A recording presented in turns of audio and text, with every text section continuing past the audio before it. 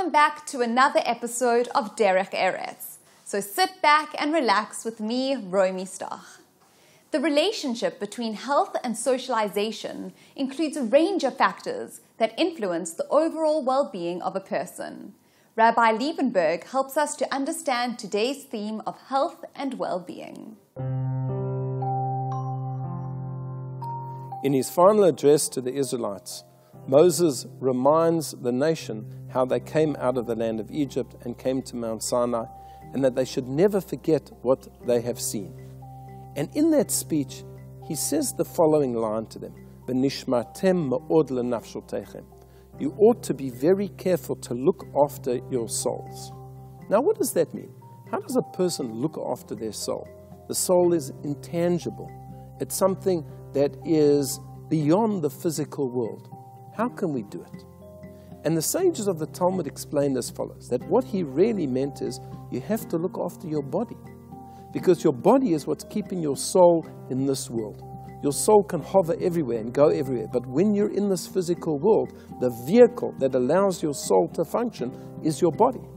And therefore, if your body is not healthy, your soul also is not going to be healthy. So this was a warning for all times, a biblical warning. Take very good care of your body. Well, how do we go about taking very good care of our body? And there are numerous methodologies. First of all, the issue of what we eat. What do we put into our bodies? This is a very big topic. This is something that's discussed by dietitians and experts today. And in fact, the one who wrote the most about this was Maimonides, the great Egyptian scholar. In fact, he had a whole chapter in his famous code about what to eat. And he actually wrote a diet. And he said that on hot days you should eat this, and on cold days you should eat that, and you shouldn't eat too much of this, and you should only eat until you're not entirely full and you've still got space in your stomach. And moreover, he wrote that most diseases come about because people eat the wrong food, or we eat too much food. And then he went along and he said there is a second aspect also, and that's exercise. That's quite incredible. He was writing those words almost 1,000 years ago. Who would have thought that he was speaking about exercise?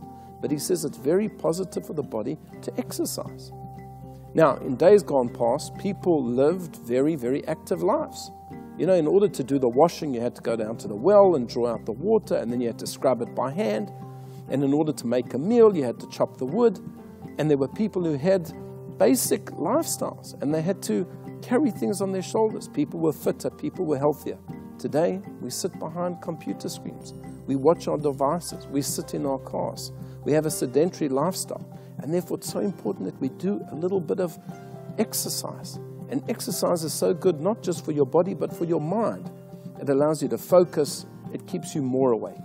So those are two very, very important aspects of a nishmartem od lenafshotechem. Take very good care of yourself and your body. More than that was the famous sage Hillel. Hillel was a great Talmudic scholar. And he was once on his way somewhere, and he said to his students, look, you can't come with me. I'm going to do a holy act. And they said to him, well, what holy act are you going to do? He said, I'm going to the bathhouse. So they said, well, why is that a holy act? And he gave the following parable.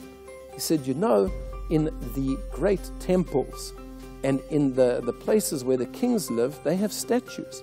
They have busts of all of the great figures, all of the great emperors. And you have a person who is employed to wash and to care and to polish those statues, because they represent the power of the empire. And that person is treated with a great deal of honor and respect for what he's doing. He says, if that's so about a bust, which is just a lifelike statue, then certainly it's true about the human body, of which we're told in the Bible that we were created in the image of God.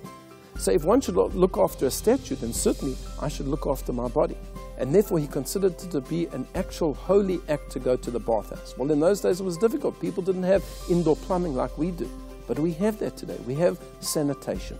We have good hygiene. We can brush our teeth. We can look after ourselves. And therefore it is an absolute requirement of the Bible that not only are we involved in spiritual things, but that we have to look after our bodies. V'nishmartem od lenafshotechem. Take care of your body, and you'll be taking care of your soul.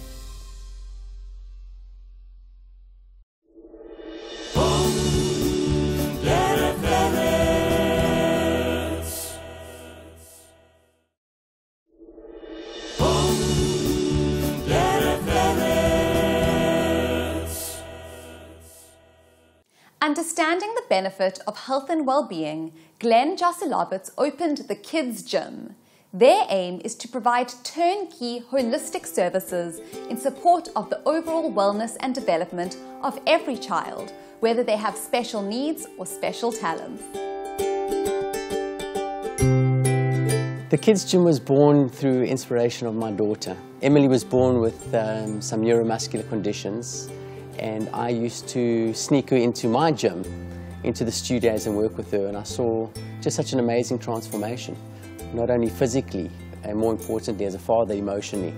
And that prompted me to go, well, this is probably needed by many more kids, not just kind of kids like my daughter, but general exercise. You know, everybody wants to be a top sportsman, but need to exercise and need to see the benefits of exercise.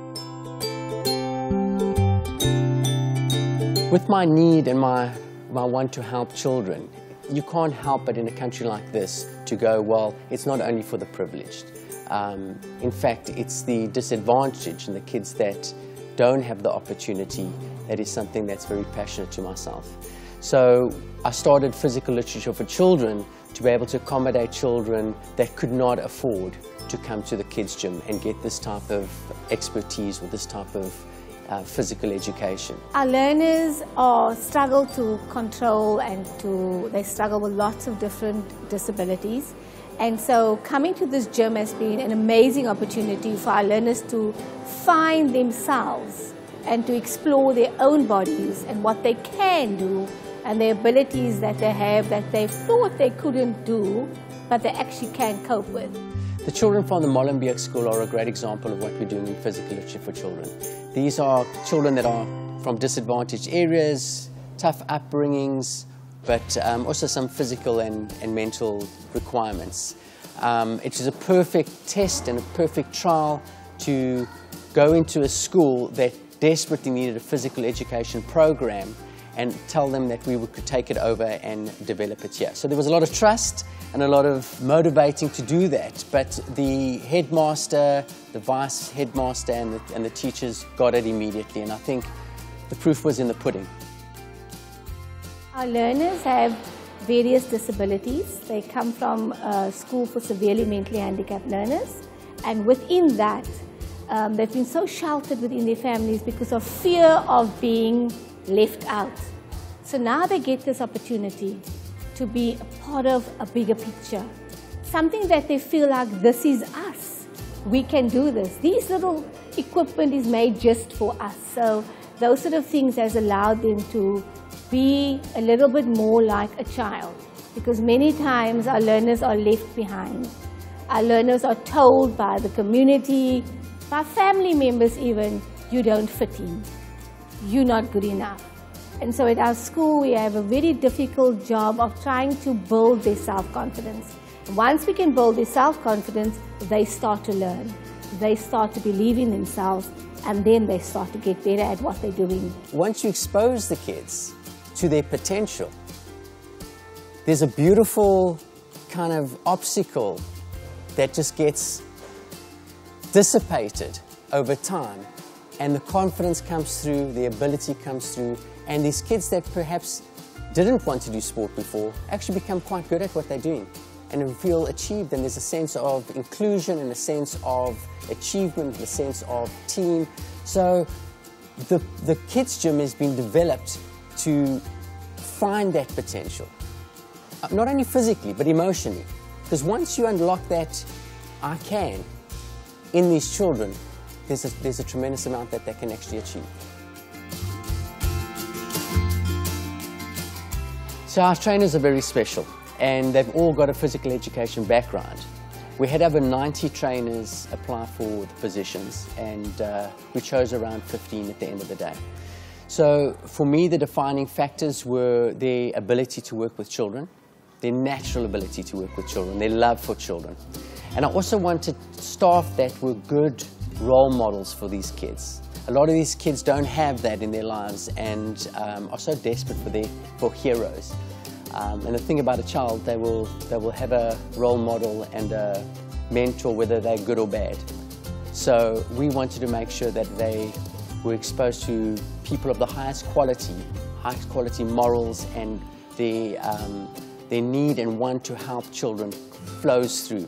And we've seen it. We've seen how these kids kind of hang on the staff's every word, and you know, they're cool and they're young and they're fit, and they are such a motivator for these children.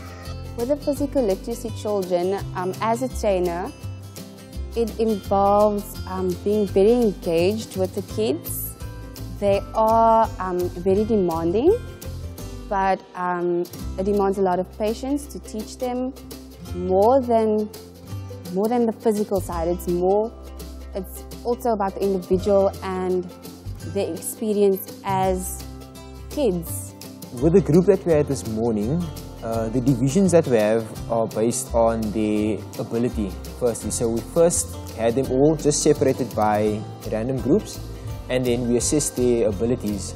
So who needs help with their ball skills, who needs help with physical strength, who needs help with balance, and so on and so forth. That's how we separate the kids into the different categories, I would say. I've monitored them from the beginning. So they've done 2 assessments so far, and their skill levels have improved so dramatically. There's been a child that they will score in 1, for example, and the next assessment, after a 6-month period, they score all 4s or all 5s. So there's a big improvement. They do still need improvement in certain areas, but majority of their scores are insanely improved. All the different sections that we have in the gym are all there for a specific reason. So the trampoline that we have over here is there to assist with spatial awareness, I would say. So when a kid is jumping, they're aware of their body being up, and they're aware when they land, they need to keep their posture right. So it helps with core, it helps with posture, but it's also just to help kids to express themselves in different ways and to include fitness in that. Physical literacy is really about gross motor skill development, and we have a very small window to get those gross motor skills right. If we don't get them right within a child before the age of around 12 years old, it's something that they can improve on when they're older, but if they've got those core skills at a young age, they can develop them and just go on to far bigger and better things. Because sport and exercise is more than just a health thing and a movement thing. It teaches discipline, it teaches respect, self-respect, and we're hoping that those emotional needs can also be met through our program. It's a really fulfilling role or a fulfilling experience to actually know that you're changing kids' lives. You're not just teaching them something physical, but you're giving them something that they can take with them into the future. The Derech Eretz for me is the values and the teachings we give these children beyond physical. It opens doors. It allows for hope. It exposes them to environments they never would have been exposed to. It exposes them to people they wouldn't have been exposed to. And I'm hoping through this journey, through physical literacy, that as they're improving their bodies, as they're improving their minds, their dreams become bigger. And it allows them to go, well, you know, when I got here, I couldn't do hopping on my left leg or my right leg. I couldn't do this, I couldn't do that. Now I can do it. And how does that get interpreted into my life? The things, the can'ts, I can't or you won't, now is hopefully going to be, I can. The possibilities are there. The dream is there. And the learnings they get from here, hopefully they will be able to take into their lives going forward.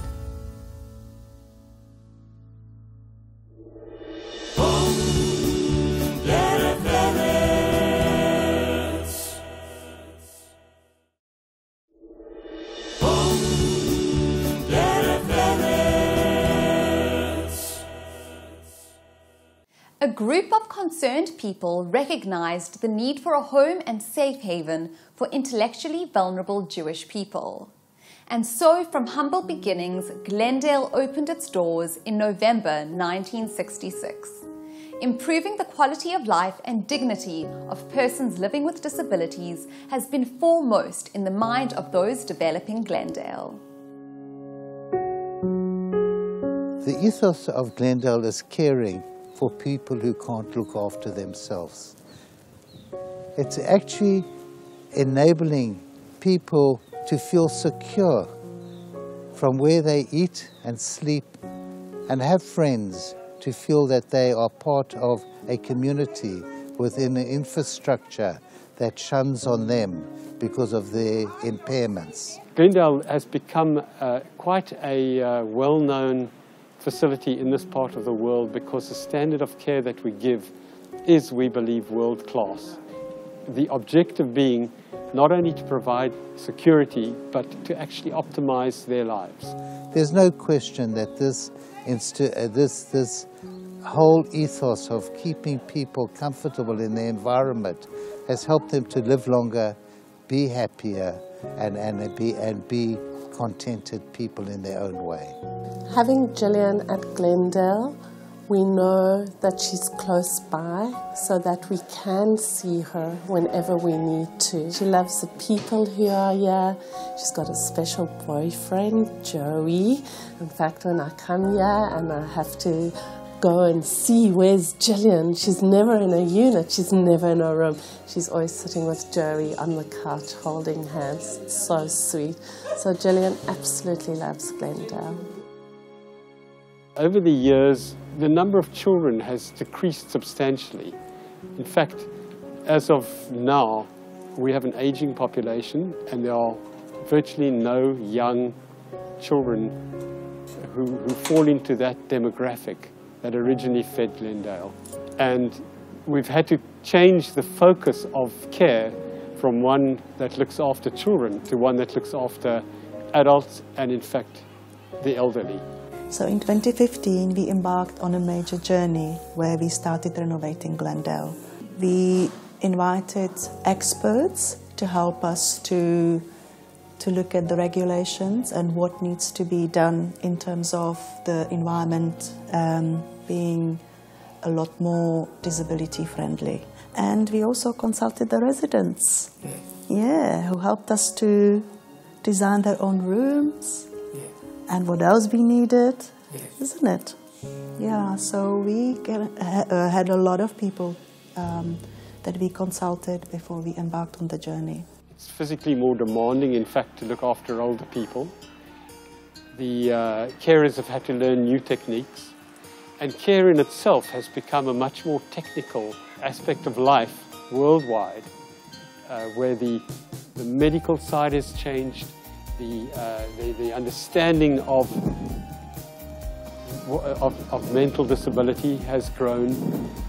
The human rights have been recognized, that people with mental disabilities are not lesser people, they're just different people and need to have different needs. We designed a book with residents, with carers, with family members about the resident.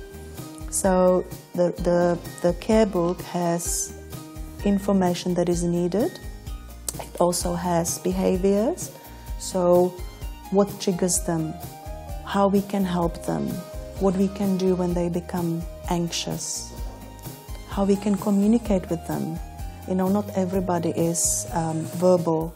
So what type of aids can we use? Can we use pictures? Can we use signs? Can we use just body language?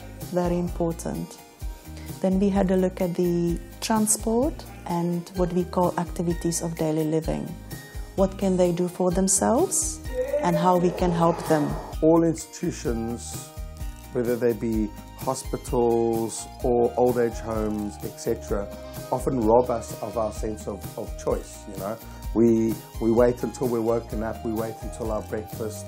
Your time is measured by meals rather than activities. So the activities that people play aren't only important in them going about the activities, but it's also the push and pull of those activities. It's the fact that sometimes the residents don't want to exercise. Like all of us, it's natural as humans to have this, you know, this lovely interplay between wanting to do the same thing and wanting to have change.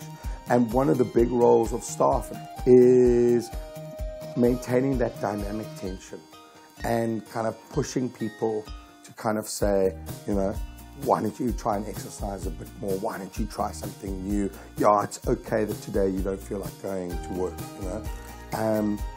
What we want to try and recognize is that all of these residents aren't just a symptom, they're not just a classification.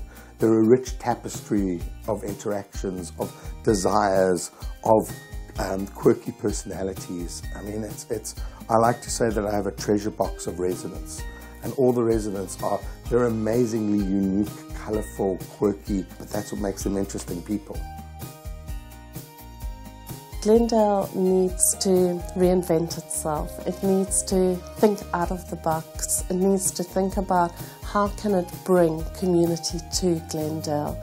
There are enormously large grounds here, and a project which is causing a lot of excitement within the community currently is to look at having therapeutic gardening, to have gardening which includes vegetables and herbs, to have a sensory garden that could possibly bring young children here and make Glendale to also become a magnet within the community and to become also a centre for the community where people want to come for different reasons, because it's a beautiful place and it just so happens that persons with intellectual disabilities live here and that this is their home.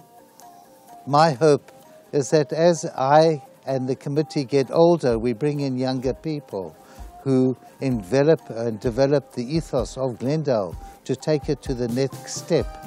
That new blood, as you know and appreciate, is the new generation that will take Glendale to the next level that we always dreamed about.